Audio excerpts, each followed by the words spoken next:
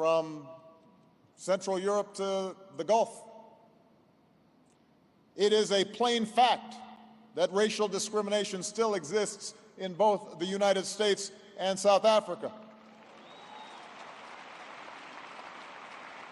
And it is also a fact that the accumulated disadvantages of years of institutionalized oppression have created yawning disparities in income and in wealth and in education and in health, in personal safety, in access to credit. Women and girls around the world continue to be blocked from positions of power and authority. They continue to be prevented from getting a basic education. They are disproportionately victimized by violence and abuse. They're still paid less than men for doing the same work. That's still happening.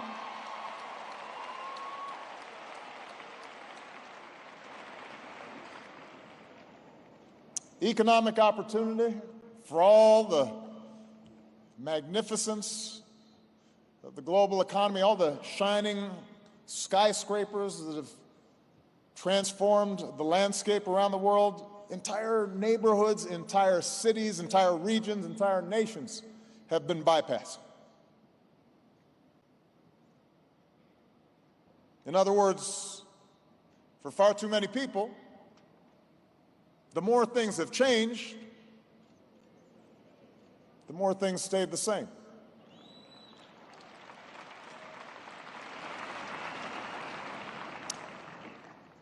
And while globalization and technology have opened up new opportunities, have driven remarkable economic growth in previously struggling parts of the world, globalization has also upended the agricultural and manufacturing sectors in many countries, has also greatly reduced the demand for certain workers, has helped weaken unions and laborers' bargaining power. It's made it easier for capital to avoid tax laws and the regulations of nation states. You can just move billions, trillions of dollars with a tap of a computer key.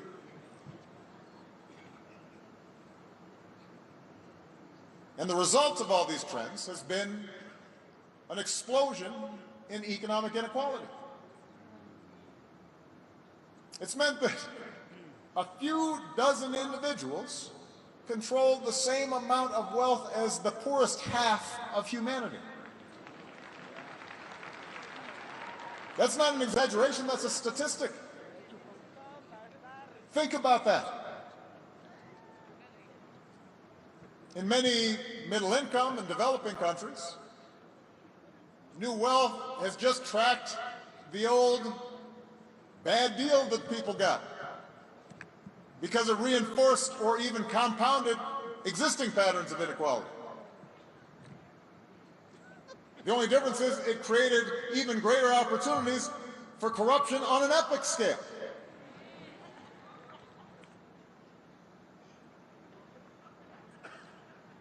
And for once solidly middle-class families in advanced economies like the United States, these trends have meant greater economic insecurity, especially for those who don't have specialized skills, people who were in manufacturing, people working in factories, people working on farms. In every country, just about, the disproportionate economic clout of those at the top has provided these individuals with wildly disproportionate influence on their country's political life and on its media, on what policies are pursued and whose interests end up being ignored.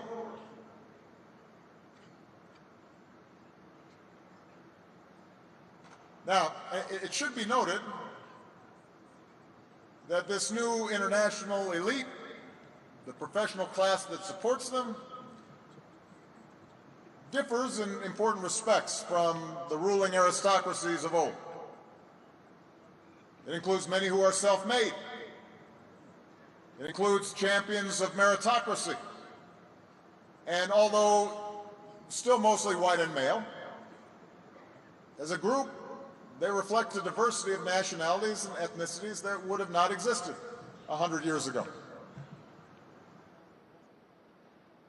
A decent percentage consider themselves liberal in their politics, modern and cosmopolitan in their outlook, unburdened by parochialism or nationalism or overt racial prejudice or strong religious sentiment. They are equally comfortable in New York or London or Shanghai or Nairobi or Buenos Aires or Johannesburg. Many are sincere and effective in their philanthropy. Some of them count Nelson Mandela among their heroes. Some even supported Barack Obama for the presidency of the United States. And by virtue of my status as a former head of state, some of them consider me as an honorary member of the club.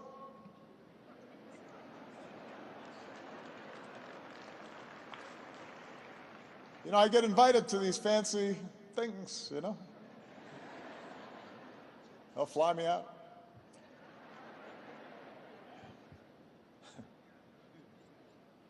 But what's nevertheless true is that in their business dealings, many titans of industry and finance are increasingly detached from any single locale or nation state.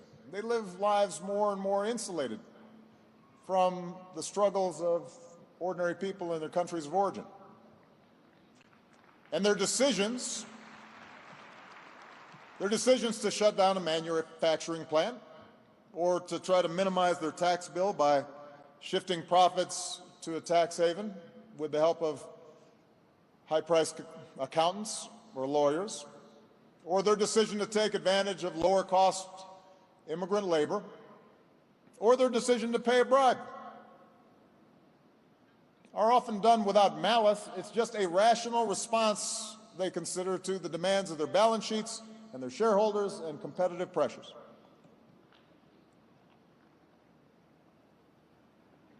But too often these decisions are also made without reference to notions of human solidarity or a ground-level understanding of the consequences that will be felt by particular people in particular communities by the decisions that they're made.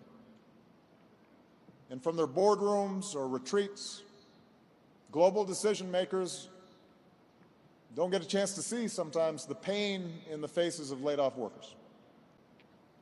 Their kids don't suffer when cuts in public education and health care result as a consequence of a reduced tax base because of tax avoidance. They can't hear the resentment of an older tradesman when he complains that a newcomer doesn't speak his language on a job site when he once worked. They're less subject to the discomfort and the displacement that some of their countrymen may feel as globalization scrambles not only existing economic arrangements, but traditional social and religious mores. Which is why, at the end of the 20th century, while some Western commentators were declaring the end of history and the inevitable triumph of liberal democracy and the virtues of the global supply chain, so many missed signs of a brewing backlash. A backlash that arrived in so many forms. It announced itself most violently with 9/11 and the emergence of transnational terrorist networks, fueled by an ideology that perverted one of the world's great religions and asserted a struggle not just between Islam and the West, but between Islam and modernity. And an ill-advised U.S. invasion of Iraq didn't help, accelerating a sectarian conflict. Russia, already humiliated by its reduced influence since the collapse of the Soviet Union, feeling threatened by democratic movements along its borders, suddenly started reasserting authoritarian control, and in some cases meddling with its neighbors. China, emboldened by its economic success, started bristling against criticism of its human rights record. It framed the promotion of universal values as nothing more than foreign meddling, imperialism under a new name. Within the United States, within the European Union, challenges to globalization first came from the left, but then came more forcefully from the right. As you started seeing populist movements, which, by the way, are often cynically funded by right-wing billionaires intent on reducing government constraints on their business interests.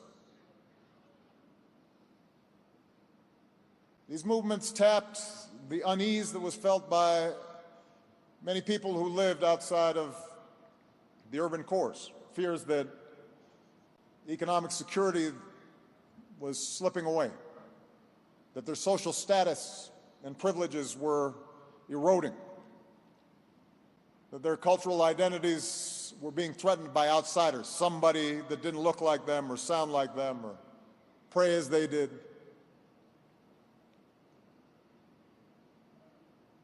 And perhaps more than anything else, the devastating impact of the 2008 financial crisis, in which the reckless behavior of financial elites resulted in years of hardship for ordinary people all around the world, made all the previous assurances of experts ring hollow. All those assurances that somehow financial regulators knew what they were doing, that somebody was minding the store, that global economic integration was an unadulterated good.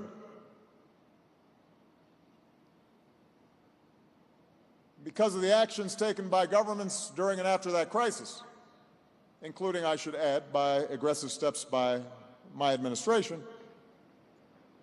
the global economy has now returned to healthy growth. But the credibility of the international system, the faith in experts in places like Washington or Brussels, all that had taken a blow.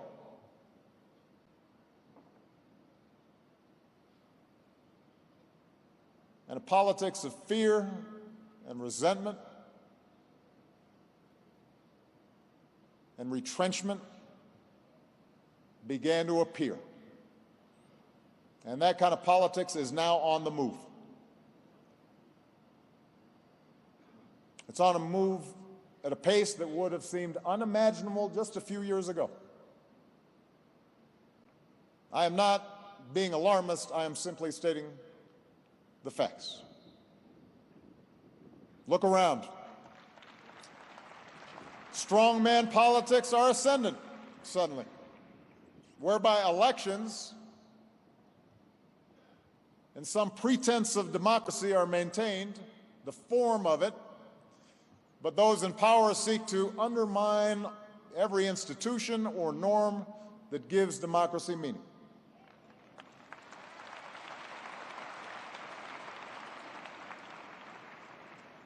In the West, you've got far-right parties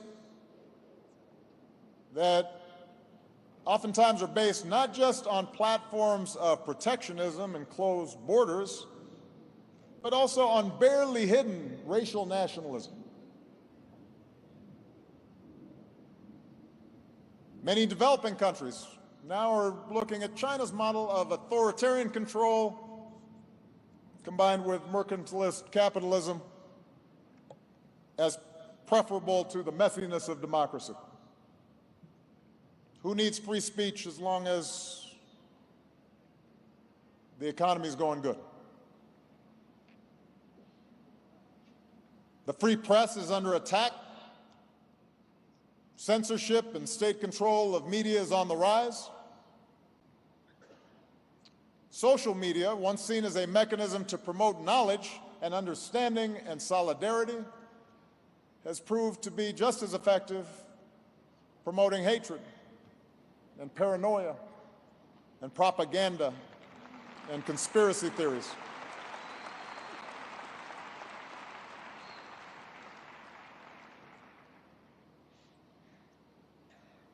So,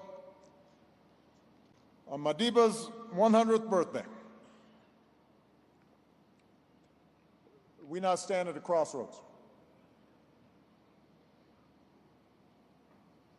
a moment in time at which two very different visions of humanity's future compete for the hearts and the minds of citizens around the world. Two different stories, two different narratives about who we are and who we should be.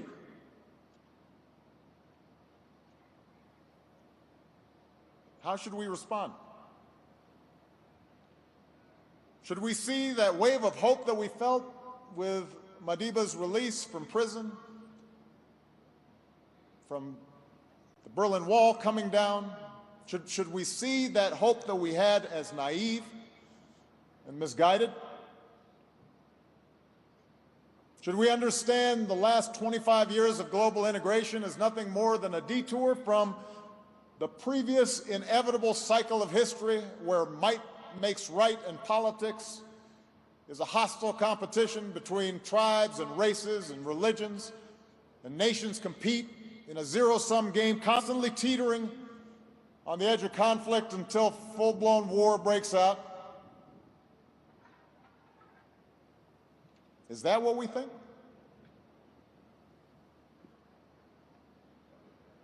Let me tell you what I believe. I believe in Nelson Mandela's vision. I believe in a vision shared by Gandhi and King and Abraham Lincoln. I believe in a vision of equality and justice and freedom and multiracial democracy built on the premise that all people are created equal and they're endowed by our Creator with certain inalienable rights. And I believe that a world governed by such principles is possible, and that it can achieve more peace and more cooperation in pursuit of a common good. That's what I believe. And I believe we have no choice but to move forward.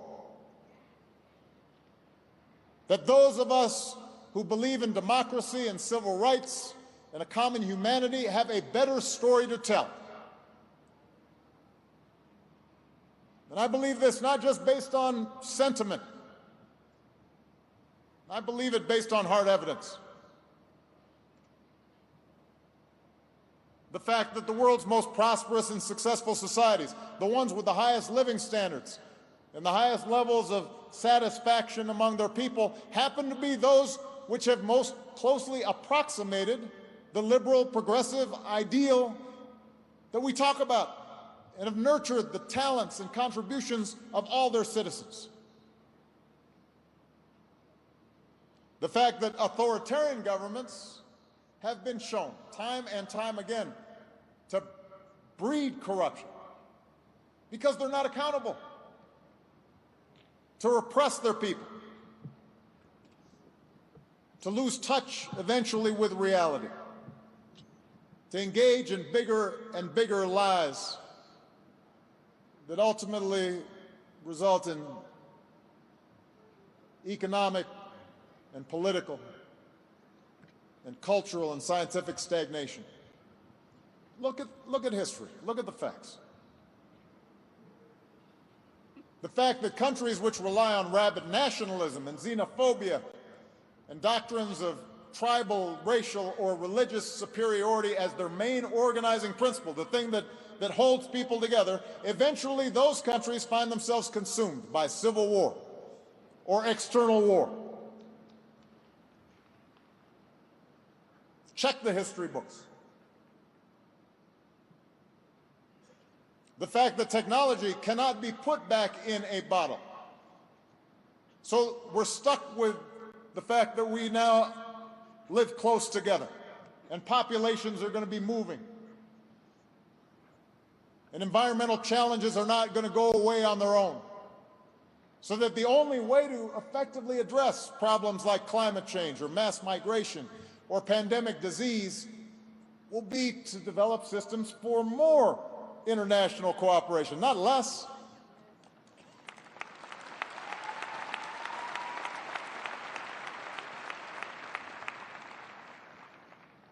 We have a better story to tell. But To say that our vision for the future is better is not to say that it will inevitably win. Because history also shows the power of fear. History shows the lasting hold of greed and the desire to dominate others in the minds of men, especially men. History shows how easily people can be convinced to turn on those who look different or worship God in a different way. So if we're truly to continue Madiba's long walk towards freedom, we're going to have to work harder, and we're going to have to be smarter. We're going to have to learn from the mistakes of the recent past. And so, in the brief time remaining, let me just suggest a few guideposts for the road ahead. Guideposts that draw from Madiba's work, his words, the lessons of his life. First, Madiba shows those of us who believe in freedom and democracy we are going to have to fight harder to reduce inequality and promote lasting economic opportunity for all people. Now, I don't believe in economic determinism. Human beings don't live on bread alone. But they need bread. And history shows that societies which tolerate vast differences in wealth feed resentments and reduce solidarity and actually grow more slowly. And that once people achieve more than mere subsistence, then they're measuring their well-being by how they compare to their neighbors and whether their children can expect to live a better life.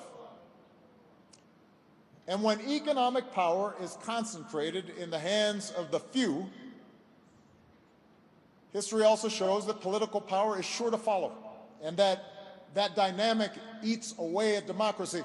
Sometimes it may be straight-out corruption, but sometimes it may not involve the exchange of money. It's just folks who are that wealthy get what they want, and it undermines human freedom. And Madiba understood this. This is not new. He warned us about this.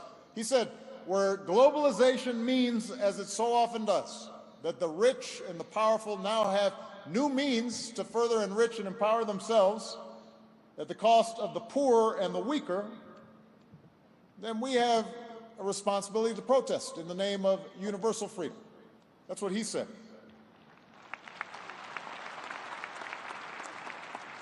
So if we are serious about universal freedom today, if we care about social justice today, then we have a responsibility to do something about it. And I would respectfully amend what Madiba said. I don't do it often, but I'd say it's not enough for us to protest. We're going to have to build. We're going to have to innovate. We're going to have to figure out how do we close this widening chasm of wealth and opportunity, both within countries and between them. And how we achieve this is going to vary country to country. And I know your new president is committed to rolling up his sleeves and trying to do so. But we can learn from the last 70 years that it will not involve unregulated, unbridled, unethical capitalism. It also won't involve old-style command and control socialism from the top. That was tried. It didn't work very well.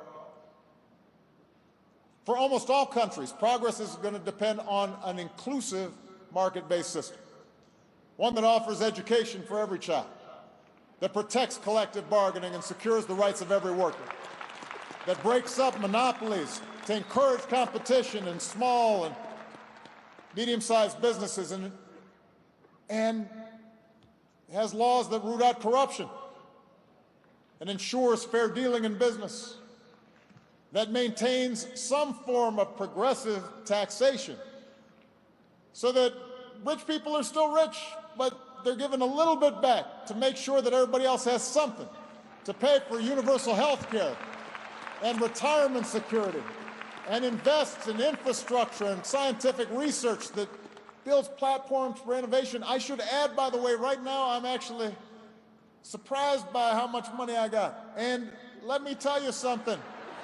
I don't have half as much as most of these folks, or a tenth or 100th. There's only so much you can eat. There's only so big a house you can have. There's only so many nice trips you can take.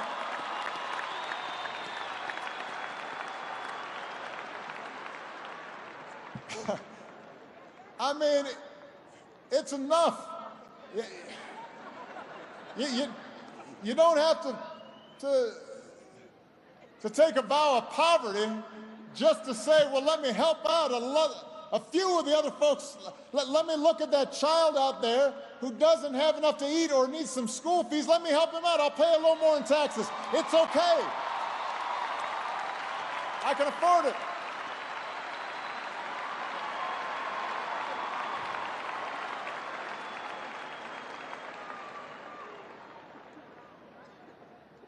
I mean, it shows a poverty of ambition to just want to take more and more and more. Instead of saying, well, I've got so much, who can I help? How can I give more and more and more? That's ambition. That's impact. That's influence. What an amazing gift to be able to help people, not just yourself. Where was I? I ad-libbed.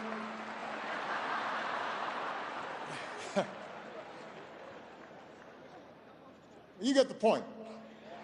It involves promoting an inclusive capitalism, both within nations and between nations. And as we pursue, for example, sustainable development goals, we have to get past the charity mindset.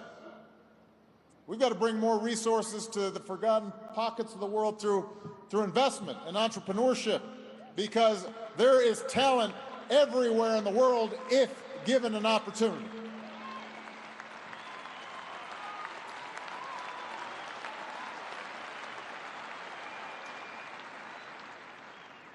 When it comes to the international system of commerce and trade, it's legitimate for poorer countries to continue to seek access to wealthier markets. And by the way, wealthier markets, that's not the big problem that you're having. That a small African country is sending you tea and flowers. That's not your biggest economic challenge. It's also proper for advanced economies like the United States to insist on reciprocity from nations like China that are no longer solely poor countries, to make sure that they're providing access to their markets and that they stop taking intellectual property and hacking our servers. But even as there are discussions to be had around trade and commerce, it's important to recognize this reality.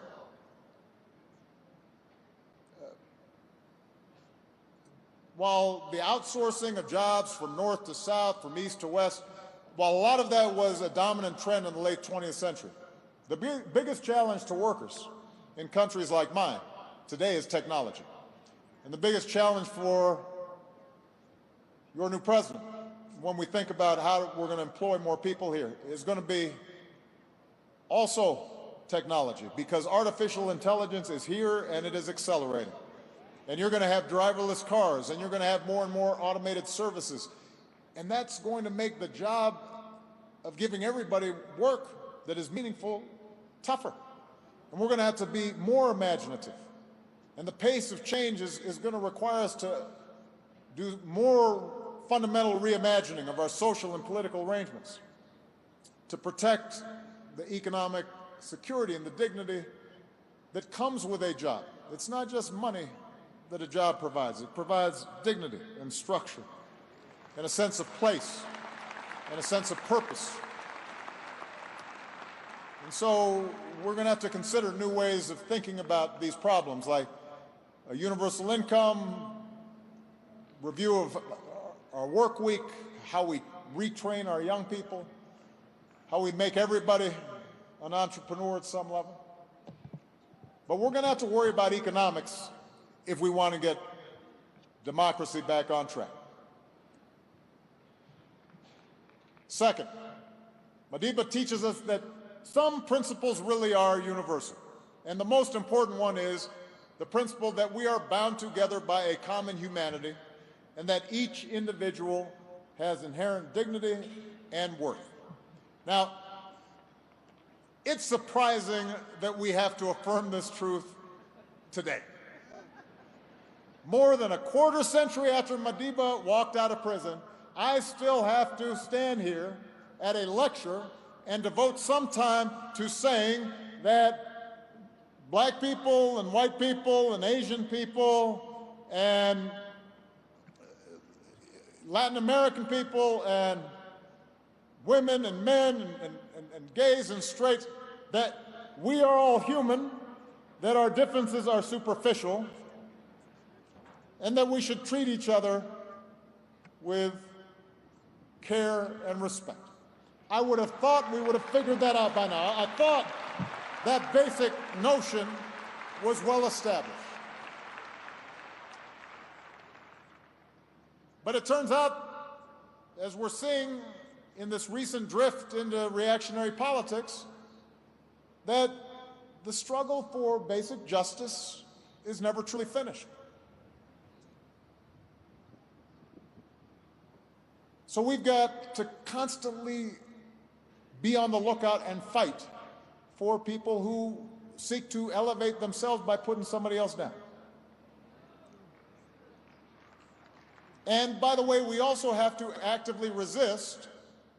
This is important, particularly in some countries in Africa, like my own father's homeland. I've made this point before. We have to resist the notion that basic human rights like freedom to dissent or the right of women to fully participate in the society or the rights of minorities to equal treatment or the rights of people not to be beat up and jailed because of their sexual orientation. We have to be careful not to say that somehow, well, that doesn't apply to us, that those are Western ideas rather than universal imperatives.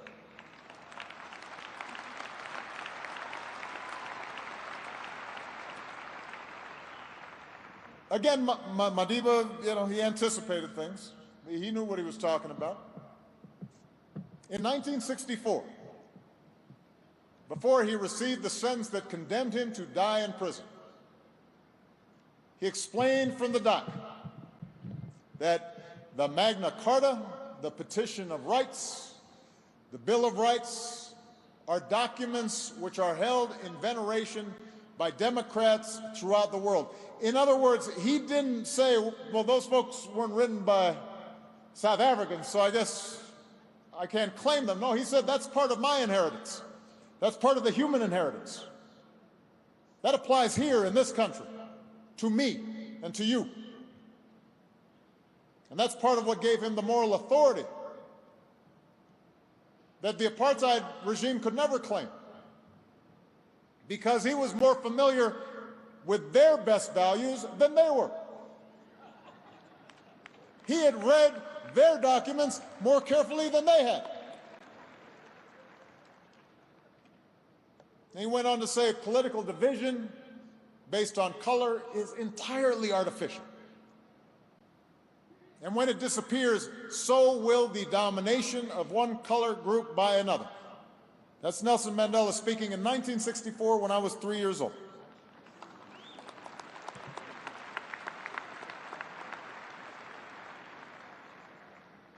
What was true then remains true today.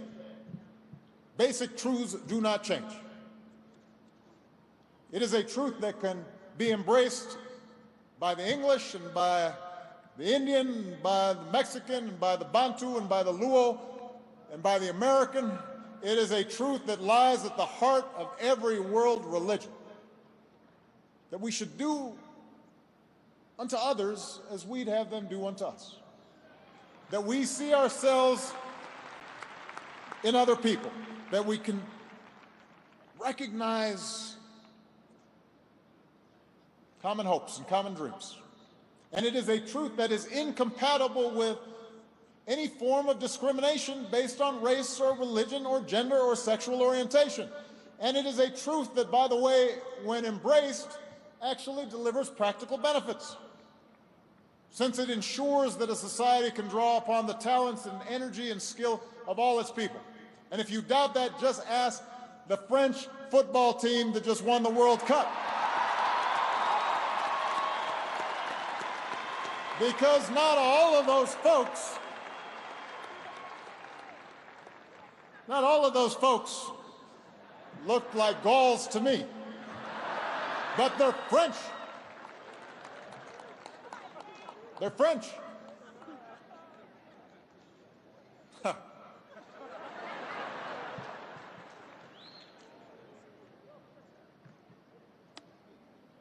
Now, embracing our common humanity does not mean that we have to abandon our unique ethnic and national and religious identities. Madiba never stopped being proud of his tribal heritage. He didn't stop being proud of being a black man and being a South African. But he believed, as I believe, that you can be proud of your heritage without denigrating those of a different heritage.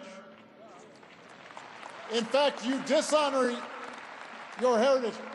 It would make me think that you're a little insecure about your heritage if you got to put somebody else's heritage down. Yeah, that's right.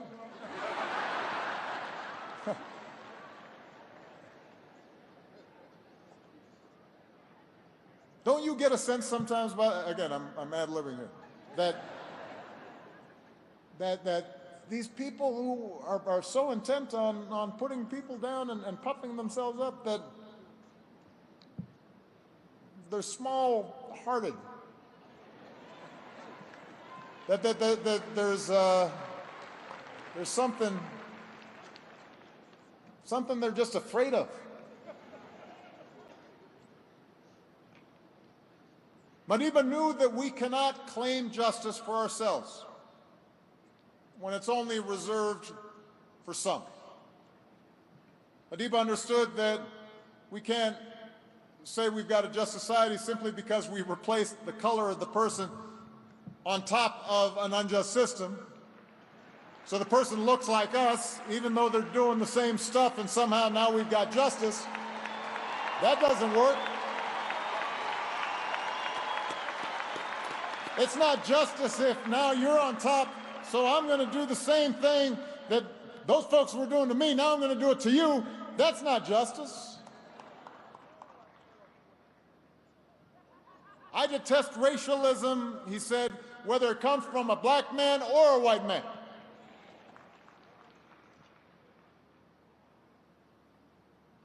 Now, we have to acknowledge that there is disorientation that comes from rapid change and modernization, and the fact that the world has shrunk. And we're going to have to find ways to lessen the fears of those who feel threatened. In the West's current debate around immigration, for example, it's not wrong to insist that national borders matter. That's, whether you're a citizen or not is going to matter to a government, that laws need to be followed, that in the public realm, newcomers should make an effort to adapt to the language and customs of their new home. Those are legitimate things, and we have to be able to engage people who do feel as if things are not orderly. But that can't be an excuse for immigration policies based on race or ethnicity or religion. There's got to be some consistency.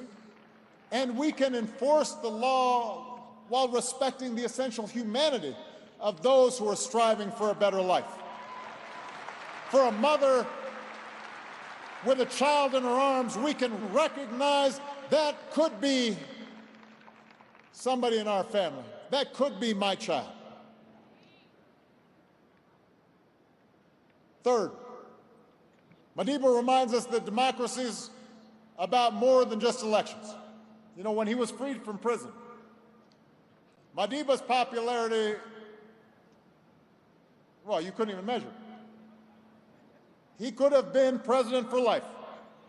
Am I wrong? Who was going to run against him?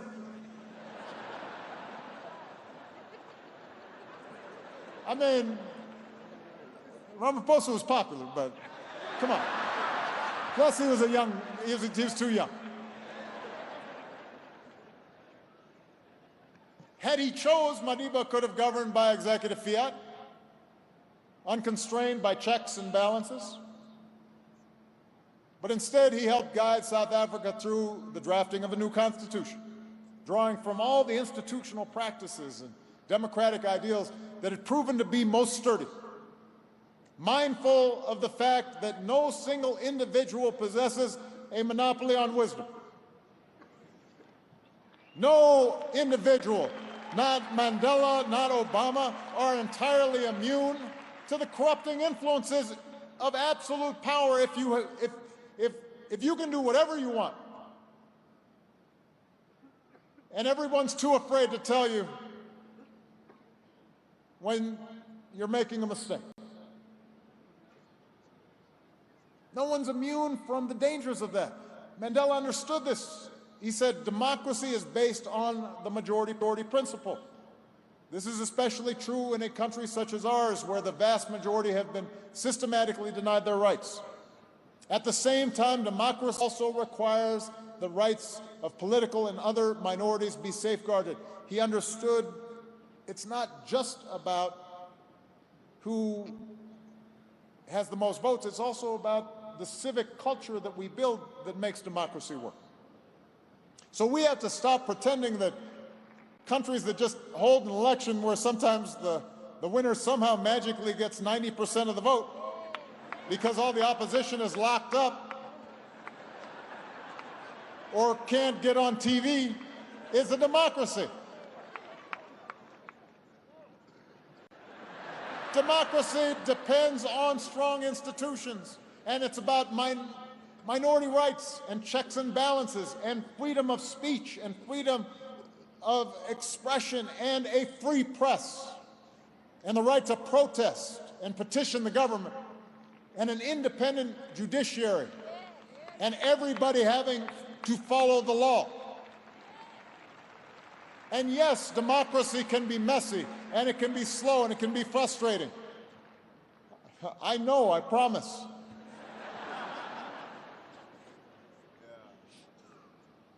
But the efficiency that's offered by an autocrat, that's a false promise. Don't take that one, because it leads invariably to more consolidation of wealth at the top and power at the top. And it makes it easier to conceal corruption and abuse. For all its imperfections, real democracy best upholds the idea that government exists to serve the individual and not the other way around. And it is the only form of government that has the possibility of making that idea real. So for those of us who are interested in strengthening democracy, it's time for us to stop paying all of our attention to the world's capitals and the centers of power and to start focusing more on the grassroots, because that's where democratic legitimacy comes from, not from the top down, not from abstract theories, not just from experts, but from the bottom up, knowing the lives of those who are struggling. As a community organizer, I learned as much from a laid-off steel worker in Chicago or a single mom in a poor neighborhood that I visited as I learned from the finest economists in the Oval Office. Democracy means being in touch and in tune with life as it's lived in our communities. And that's what we should expect from our leaders.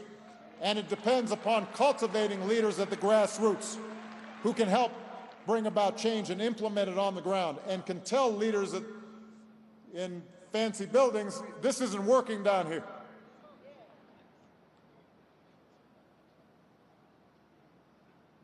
And to make democracy work, Madiba shows us that we also have to keep teaching our children and ourselves, and this is really hard, to engage with people not only who look different, but who hold different views. This is hard.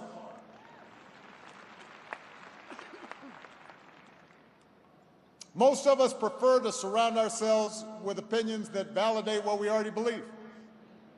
You notice the people who you think are smart are the people who agree with you. Funny how that works. But democracy demands that we're able also to get inside the reality of people who are different than us, so we can understand their point of view. Maybe we can change their minds, but maybe they'll... And you can't do this if you just out of hand disregard what your opponents have to say from the start. And you can't do it if you insist that those who aren't like you, because they're white or because they're male, that somehow there's no way they can understand what I'm feeling, that somehow they lack standing to speak on certain matters. Madiba, he lived this complexity. In prison, he studied Afrikaans so that he could better understand the people who were jailing him. And when he got out of prison, he extended a hand to those who had jailed him, because he knew that they had to be a part of the democratic South Africa that he wanted to build.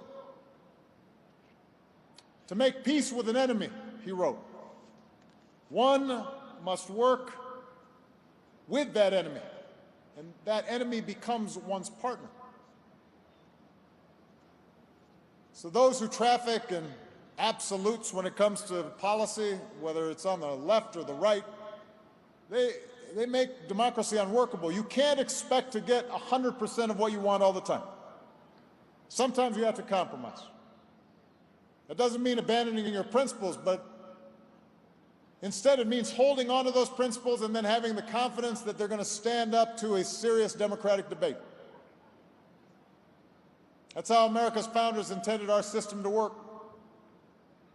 That through the testing of ideas and the application of reason and proof, it would be possible to arrive at a basis for common ground. And I should add, for this to work, we have to actually believe in an objective reality. This is another one of these things that I didn't think I had to lecture about. You have to believe in facts. Without facts, there's no basis for cooperation. If I say this is a podium and you say this is an elephant, it's going to be hard for us to cooperate. I can find common ground for those who oppose the Paris Accords. Because, for example, they might say, well, it's not going to work. You can't get everybody to cooperate. Or they might say, it's more important for us to provide cheap energy for the poor, even if it means in the short term that there's more pollution. At least I can have a debate with them about that. And I can show them why I think clean energy is the better path, especially for poor countries, that you can leapfrog old technologies.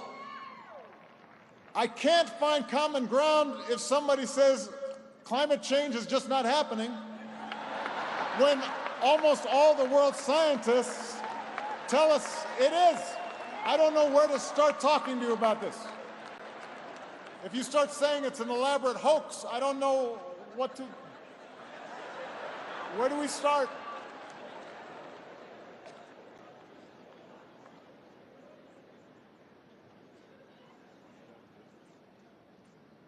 Unfortunately, too much of politics today seems to reject the very concept of objective truth. People just make stuff up. They just make stuff up. We see it in the growth of state-sponsored propaganda. We see it in internet-driven fabrications. We see it in the blurring of lines between news and entertainment. We see the utter loss of shame among political leaders where they're caught in a lie and they just double down and they lie some more.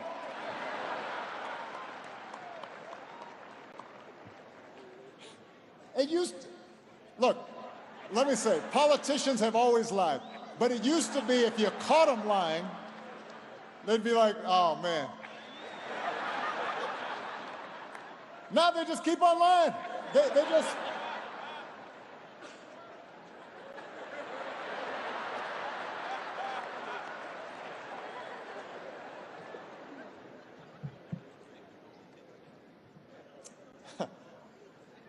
I mean, this is, by the way, this is what I think Mama Gracia was talking about in terms of maybe some sense of humility that Madiba felt.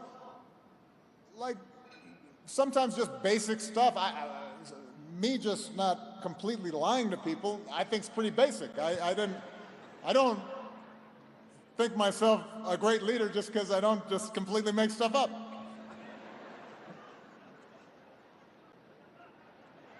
I mean, you'd think that was kind of just a baseline. Anyway, we see it in the promotion of anti-intellectualism and the rejection of science from leaders who find critical thinking and analysis and data somehow politically inconvenient. And as with the denial of rights, the denial of facts runs counter to democracy. It could be its undoing, which is why we have to zealously protect independent media. And we have to guard against the tendency for social media to become purely a platform for spectacle and outrage and disinformation. And we have to insist that our schools teach critical thinking to our young people, not just blind obedience.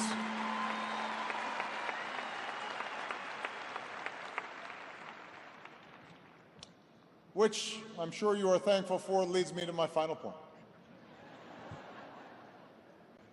We have to follow Madiba's example of persistence and of hope. It's tempting right now to give in to cynicism, to believe that recent shifts in global politics are too powerful to push back, that the pendulum has swung permanently. And just as people spoke about the triumph of democracy in the 90s, now you're hearing people talk about the end of democracy and the triumph of tribalism and the strong man. We have to resist that cynicism. Because we've been through darker times. We've been in lower valleys. Yes, by the end of his life, Madiba embodied the successful struggle for human rights. But that journey was not easy. It wasn't preordained. The man went to prison for almost 3 decades. He split limestone in the heat, and he slept in a small cell and was repeatedly put in solitary confinement. And I remember talking to some of his former colleagues saying how they hadn't realized when they were released just the sight of a child, the idea of holding a child, they had missed. It wasn't something available to them for decades. And yet somehow his power actually grew during those years. And the power of his jailers diminished because he knew that if you stick to what's true, if you know what's in your heart and you're willing to sacrifice for it, even in the face of overwhelming odds, then it might not happen tomorrow. It might not happen next week. It might not even happen in your lifetime. Things may go backwards for a while, but ultimately, right makes might, not the other way around. Ultimately, the better story can win out. And as strong as Madiba's spirit may have been, he would not have sustained that hope had he been alone in the struggle. Part of what buoyed him up was he knew that each year the ranks of freedom fighters were replenishing. Young men and women here in South Africa, in the ANC and beyond, but also black and white and Indian, from across the countryside, across the continent, around the world, who in those most difficult days would keep working on behalf of his vision. And that's what we need right now. We don't just need one leader. We don't just need one inspiration. What we badly need right now is that collective spirit. And I know that those young people, those hope carriers, are gathering around the world, because history shows that whenever progress is threatened and the things we care about most are in question, we should heed the words of Robert Kennedy, who spoke here in South Africa. He said, "Our answer is the world's hope. It is to rely on youth. It's to rely on the spirit of the young." So young people who are in the audience, who are listening,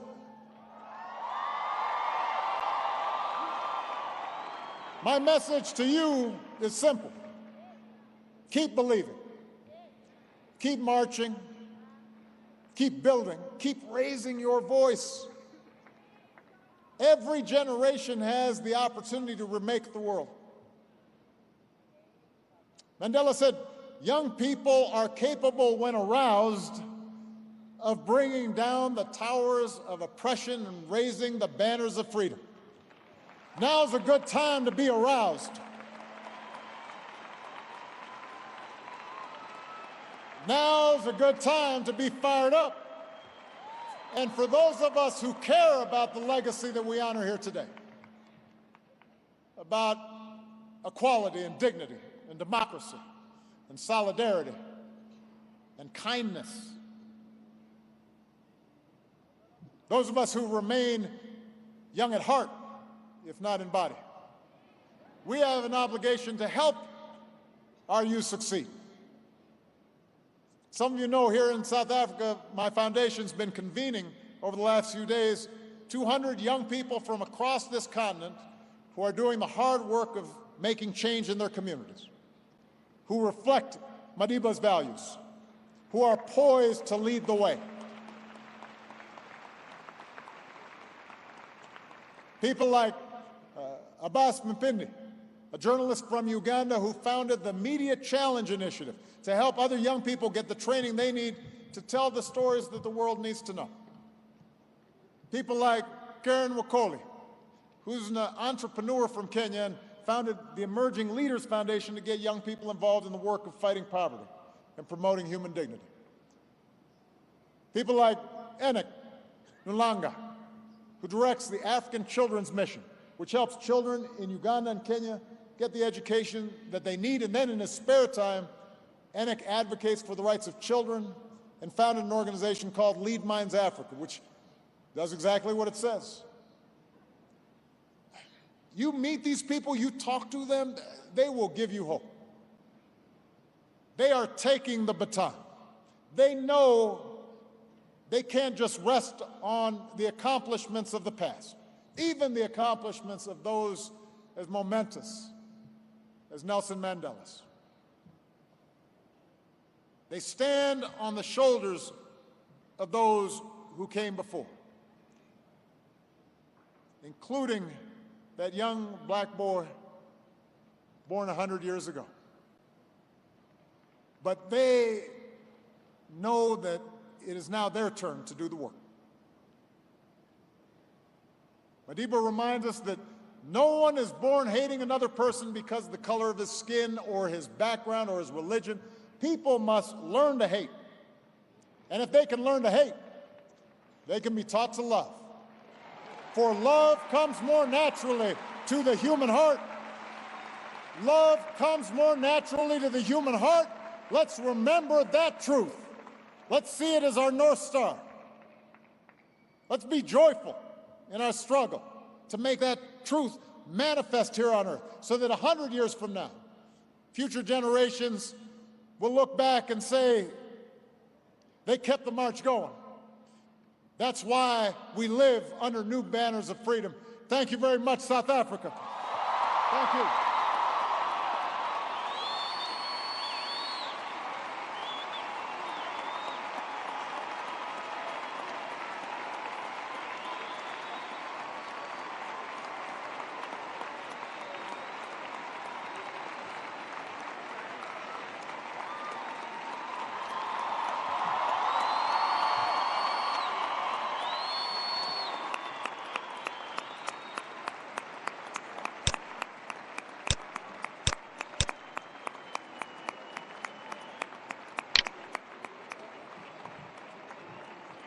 Ladies and gentlemen, if we could have our seats